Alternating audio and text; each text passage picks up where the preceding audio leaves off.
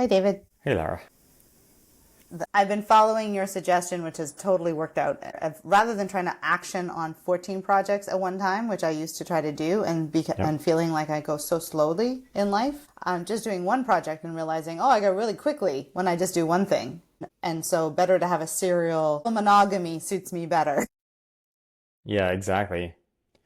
In all areas. When I can't do that because the projects are in different areas of life, like I can't put off my exercise project for launching the business project, I can't put off the financial project for the whatever project. How does one juggle competing priorities? Yeah. So I learned this from Nigel Thurlow, who is a great lean thinker and Scrum coach at Toyota at the time. He worked for Toyota, the different division, but they were kind of the nerve center of lean thought, and we'd go over and learn Scrum principles there. So what Jennifer, my wife, and I do is called personal Scrum, and it's basically adapted more towards handling your life tasks than handling your work tasks. So what Nigel taught me was that switching tasks is, or switching contexts actually, is really disruptive. And he has a little exercise in his Scrum training that teaches you that. But the idea is that the reason doing one thing at a time is so productive is that you're not switching context. Every time you move from one context to another, you've got to kind of like unload everything in your mind and reload new stuff, and that is expensive.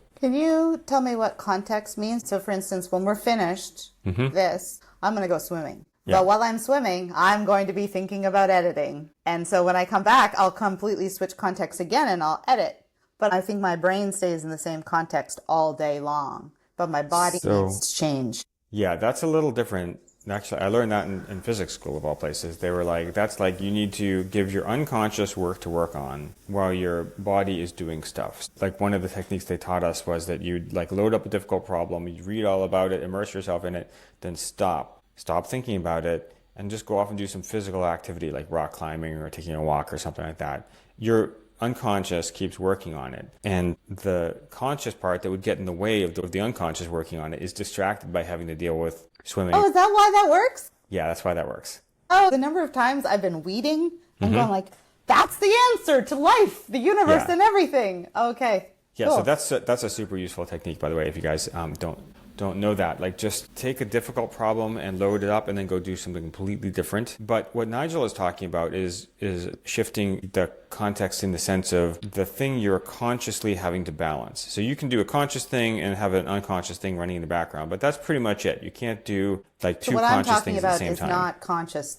not context Right. switching. Okay, so that's not context switching. So what is context switching? Context switching is like, you're writing an email and your phone rings and you have to go text your friend, and then somebody's at the door and you have to go answer the door and pick up your delivery, and now you don't remember what it was you were doing in the first place. So it's actually task switching in some ways. So context switching would be like I'm going from one domain to another. Like I am like now going from the work domain to the home domain of picking up my package. Task switching, which is even worse, is I am in the middle of doing this and I have to stop it and start doing this. So that's really unsatisfying because you want to like finish this task, and you have to keep consciously in your mind like the state of that task while you're trying to do something else. So that causes a lot of friction. So he's got this little exercise that shows it to you. There's a famous psychology paper called 7 plus or minus 2, and that is the number of things that a human being can hold in short-term memory. By the way, it's longer for chimpanzees for some reason. They can go like 9 plus or minus something else, but they can do a lot more. But humans can only hold 5 to 9 things in short-term memory at the same time. And so it is more effort to do that. So if you have to hold one thing, it's easy. If you have to hold like 5 things, it starts to require a certain amount of effort to just hold them in memory. And that's taking away from the execution on what you're trying to do. So monotasking is way more productive. Like you do the task, focus completely on task, do it, put it aside, next task, right? And that may require a context switch. Context switch is sort of like where you have to reset your tools. My office is a versatile makerspace. I've got this desk that I can be doing video recording on, and I can be doing sewing on it or doing maker projects that like require soldering or something, right? But to do one of those things, I have to reset the desk. The whole surface has got to get changed, right? The monitor's got to come off the desk. The cut pad has to go on the desk. So that's a context switch. I got to reset my work environment to do stuff. So how does that relate to, like, if I'm working on my website, I will set my timer. I have a little, it's right here. I'll show Yeah. you what I have. I use this a lot. This thing is kind of my constant companion. I decide, okay, I'm doing 20 minutes. Look at that. It actually shows you the, no, that's really nice. Okay. Yeah, and this is an unpaid ad. This is called the time timer, and this is what every special education teacher has 50 of. Well, no, not 50. They're quite expensive. But it counts in a specific way, and every other brand timer goes the other way. So this disappears in a clockwise form. Yeah. Whereas the other ones, they disappear in a counterclockwise form, which messes with your brain in a weird way. So that's why we pay the big bucks for these guys. But I'll decide, say, okay, I'm going to just work on this website for 20 minutes. And then I will literally be like absolutely mesmerized when the thing beeps. I'm not going to make you listen to it, but when it gets to 0, it makes a noise. And it'll cause me to artificially, I guess, context switch because I go, oh, the time's up. Is that good or bad? Because that sounds like it's the opposite of what you're talking about, which is to just let yourself fully immerse in the task and then go on to something else. But if I don't do this, I won't notice until I'm completely depleted of my attention and my energy, that curve where it's like diminishing returns. Yeah, productivity curve. Realize, oh, I've been trying to make this block of the website work for 45 minutes when really I should have stopped working by then.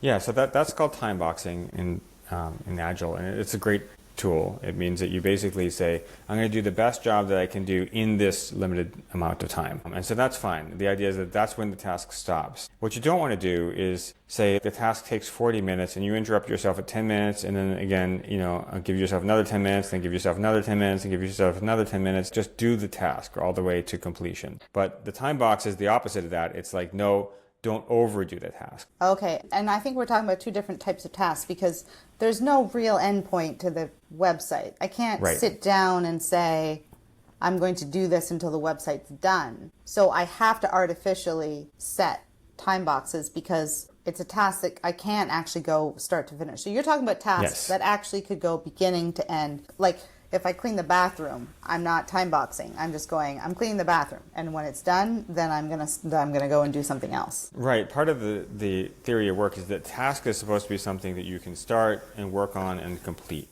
right? Okay. Everything else is a combination of other tasks, right? And so then what you're doing is you're using timeboxing to keep you from doing 20 tasks on the website when you really only need to do like 2 or 3. I'm actually not using timeboxing correctly then. What I probably should do is decide on a specific task of the website, sit down, do that task, and then walk away. Stripe is connected, right? However long it takes me, because it doesn't do me any good to half connect Stripe. Like that's wasted effort. I need to fully, okay, I'm gonna start connecting Stripe, work on it till it's done, fully connect Stripe. Unless something happens, the task blows up, the thing I thought was going to work doesn't, and now I have to go off and research something else. I've got some emergent other task. Okay, fine. But the point is the task either completes or it blows up, right? You don't like halfway do it. Gotcha. Maybe in using the timer in website computer stuff, I should more so say, I'm going to do this services page on the website and set the timer so that I recognize when the task is blown up. Like you and I worked with Q Developer for 4 hours, and that was not a good idea. We were all like irritated and touchy, and but we didn't recognize that we had actually the task had blown up. Right. So if we time box checkpoints in that would have helped us. So that's where time boxing can be a useful tool. Is like, hey, if it takes more than an hour, like you're doing too much a thing. Wrong. You need to break it up or it's off the rails. So a task is an atomic piece of work. Work is a collection of tasks. Okay. And I think that's where my confusion is getting me in trouble because I'm like a pit bull. If something goes wrong, I'm far more likely to like double down. I once spent 2 days straight trying to get a printer that was too old to connect to a computer, to connect to a Wi-Fi, and then connect to a computer. I would not give up. Yeah. Yep. So that's where time boxes are super useful. And the idea here is that you want to work it down to the task level so that you can do a task atomically, that you can start it, work on it, finish it. And so they're relatively short. You don't have 20-hour tasks because you'd have to obsessively work on it for 20 hours.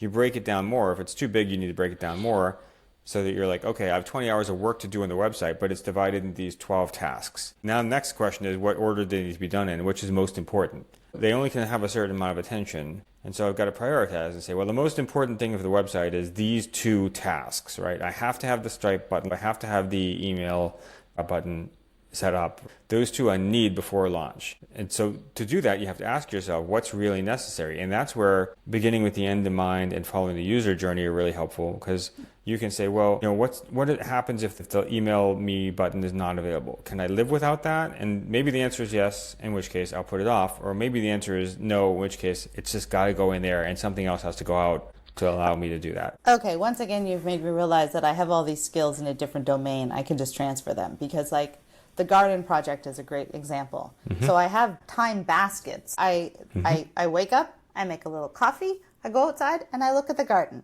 It's my entertainment for the morning. So when I get to the garden, I notice what's most important, which is what's the thing that I just noticed. So this morning it was the garden is dry, it needs water. Watering is a whole thing because I haven't worked out a proper system. So watering was a full organic task process. So I completed the watering of the garden, but then I did not go into maybe I will move these plants, maybe I will do some weeding. It's just, it's done, it's complete, and then that's my garden time for the day. I have decided that I only do one task in the garden a day.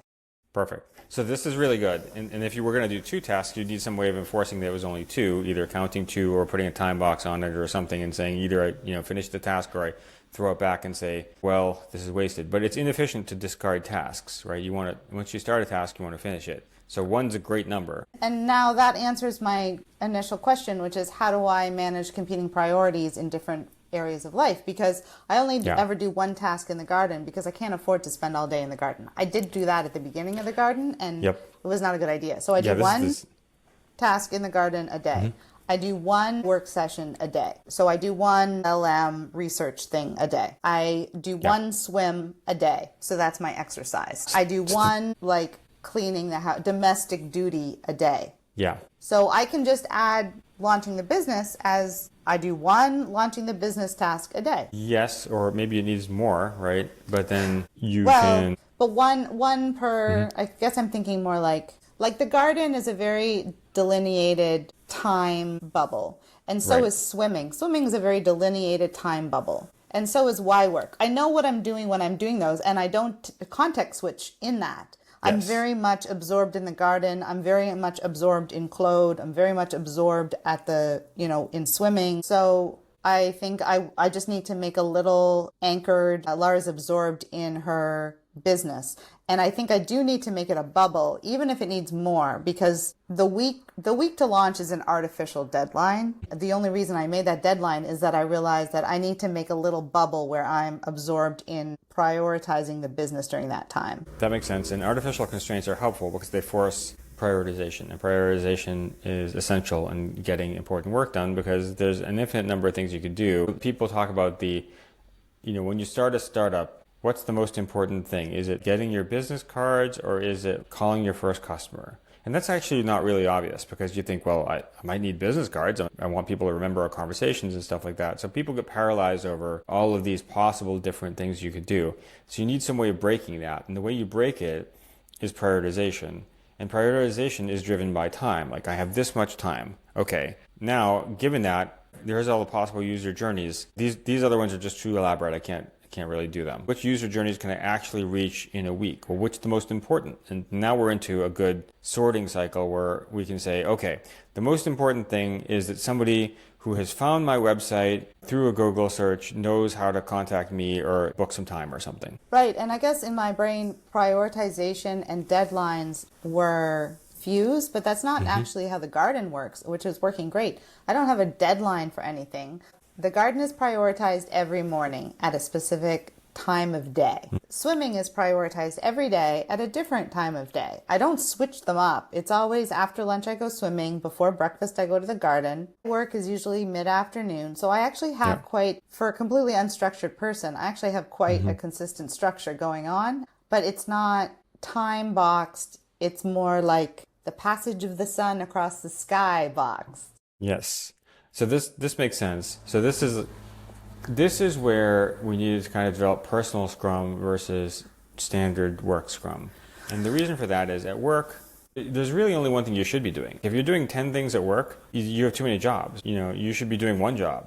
So there's no reason to design a company so that people have more than one job. You're just doing it wrong. It's just flat out the least optimal way to do it. The most optimal way to do it is that people focus on one job, dedicated resources, and then they might have a rhythm within that, like we're doing 2-week sprints and we're going to build our product and push it out in 2-week releases. But they're not building 7 products, they're building the one product. And if they're doing 7 products, you need to split that up and organize it differently. Because basically I'm giving myself 7 jobs, but only one job at a time. So in the morning, I have one job. One job is to have a healthy garden. In the afternoon, one job is to have a healthy body. So I only have one job at a time. Exactly. But I split my time up. And I'm not trying to do 18 things all day. I'm not trying to do the garden all day. And that's exactly how you have to do it in personal life. So first off, you shouldn't do this at work, because at work, you don't have the constraints of having multiple jobs. And if you do, that is not well set up. And as a manager, you should fix that, because you shouldn't have your people doing like 4 different jobs. What's going to happen is they'll spend so much time in task switching that they become very inefficient. If you just have one job to do, there's no context switching, there's no... I appreciate how you speak like this can be a reality for people. What do you mean? I've never been in a workplace where I wasn't handed less than 15 jobs. Well, those are bad, right? I mean, I guess I've not had a good job. Objectively bad. And so if you put them in the market against other companies that organize themselves better, the other companies will crush them. So this usually happens in, say, government or human services, where they don't have to compete in the market, or in companies that are not particularly well run. So if you're at a company and you're like, I have 4 jobs, your company is not a good company. It is not going to do as well. Some other company is going to take that same set of people, organize them into a way that, like, they don't spend their time context switching, and they'll get more out of them, and they're going to beat you. Like, you're not going to win based off that. Now, there's a lot of dumb companies out there, and there's a lot of companies that are very poorly run. And even top-tier companies frequently have pockets within them, or like they're at a different point in their evolution where they're not well run. There's an objective good and bad when it comes to organizing for work. And there are right ways to do it and wrong ways to do it. And if you set your company up so that people are doing more than one job, that is flat out wrong. And there's no saving that. There's no justification for it. There's no excuse for it. You're just doing a worse job. The principle to adhere to and organize around is avoid context switching. Exactly. Now, here's the thing though. You can't do that in your personal life, because you're the chief cook and bottle washer, right? You're the one who has to do the exercising, right? You can't have some other person do the exercising for you. You're the one who has to do the shopping. Even if you minimize it to having people deliver stuff to you, you still have to make the shopping list, right? So you have multiple jobs, and you cannot get away from it. So what is just a bad practice in company workland is just a necessary part of your life.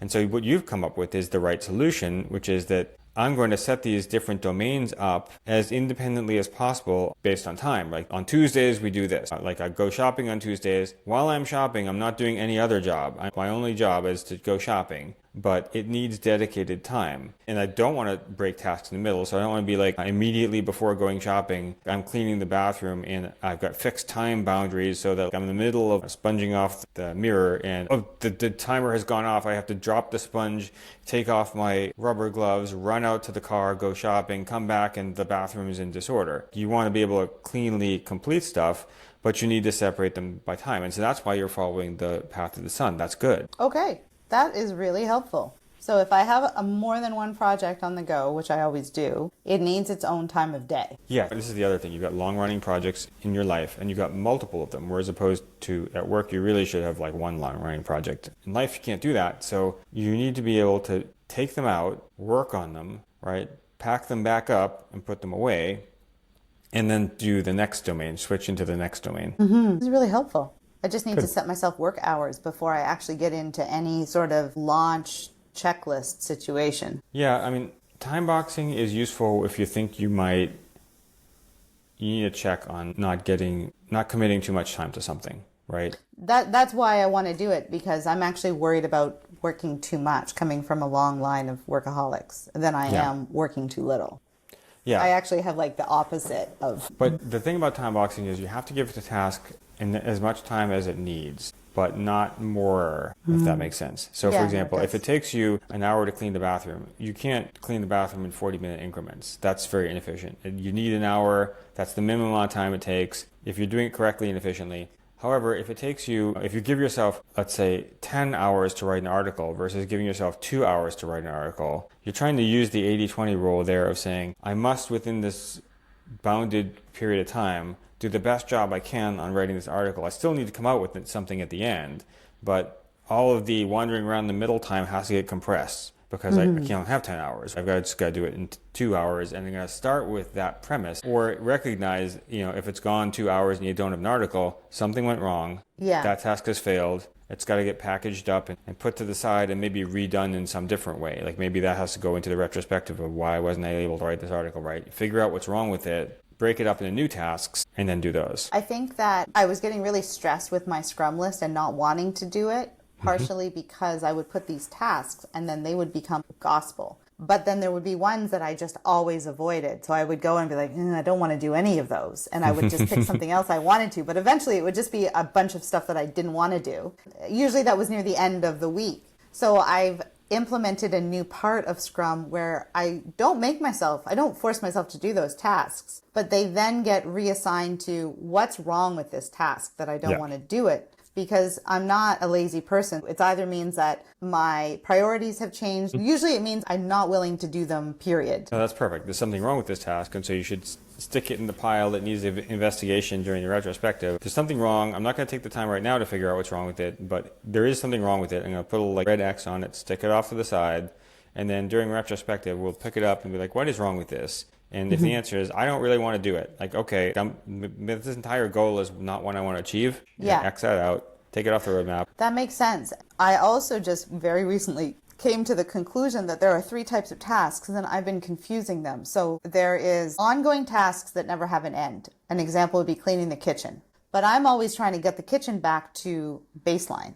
But living with people, that just means I'm spending too much time cleaning the kitchen, because that just means that people leave their dishes. Because they just magically go away. So that actually does need to be time boxed, in that I've decided 5 minutes a day, I clean the kitchen. That's more than enough if everyone's doing that. So another example would be like weeding. The garden always needs to be weeded. Trying to keep it at a weed 0 point is ridiculous. Yeah. So I just need to donate X number of minutes a week to keep the weeds at a certain level. I do the weeding. I'm done with that task, and then my task is not indefinitely maintain the garden in a weed-free state. It's just do a weeding. Do a weeding every day. And then the second type of task, which I was confusing it with, was close out the task. So if I do a thing which then creates more work, which always happens, I need to complete that work in order to close out the task. So that's like you resetting your desk. If you do a sewing project, you need to reset it so that then if the next project is computer work, you're able to do that. I was confusing that with the maintenance tasks. And they're 2 different things. And then the third task is goal tasks. And I was taking maintenance, like weeding the garden, and I was making that a goal task. And that was causing a lot of stress. Yeah. Because I'm holding a goal in my head. Right, all the time. Exactly. Yeah. And the second I achieve the goal of clean kitchen, it's just dirty again. It's very demoralizing. It's unattainable. So what I do with that is I just have tasks I inject into my sprint that are like exercise, right? There's a finite number of them. I'm going to work out X many times a week, and then I'm going to put those in, and then, then I'm going to do exercise 1, 2, 3. And sometimes they don't happen for whatever reason. Oh, like I twisted my ankle, I can't exercise. Okay, then I'm going to throw them out, right? In retrospective, like I couldn't get them done because I twisted my ankle. What can I do to make that better? Well, I'm going to rest the ankle. I'm going to not try to go back too soon. I'm going to rest it until it doesn't hurt anymore and I feel like it's good, and then rest it maybe an extra 2 days just to be sure. Every task doesn't complete properly, but you should have a process for dealing with exceptions that don't complete properly. Either whether it's like set them aside and figure it out in the retrospective, or whether it's, a new emergent task has shown up. Do I need to do it now? No. I'll write it up. I'll stick it into the backlog. I do need to do it now because it's emergency. It's literally emergent. But I asked the question. I tried to get rid of it. I can't get rid of it. Then I'm going to define it on the fly, do it, and in the retrospective, I'm going to look at the fact that some emergency happened. Why? Is there anything I can do to keep that from happening in the future? And if the answer is no, that's just life. Okay, right? But I want to minimize that. So basically, you need to have a process for closing out the tasks that will not close themselves out. Yes. Oh, that makes sense. Like my brother and I have had this informal, we have a chat every Sunday, and then he just kind of dropped off the face of the map, which then causes me to chase him through text. and then Yes. I get irritated. But I need a process for just closing out that task, because the thing that's irritating me is not that he won't talk to me on Sunday. I don't care. It's that now there's this work in progress that I feel like I have to deal with that he's not helping me out with. Yeah. Right. Turn things into work that can be done and then do them. And what you want to minimize is a bunch of undone, half-done stuff sitting around cluttering your brain because of the 7 plus or minus 2, because you have to track all that all the time. It's still in the back of your head. And so very rapidly you can overrun that buffer. And now you just can't work very effectively. Like the whole point to modern work process is to simply keep your mind as clear as possible and let you focus on what you're trying to focus on. Thanks, David. That's really helpful.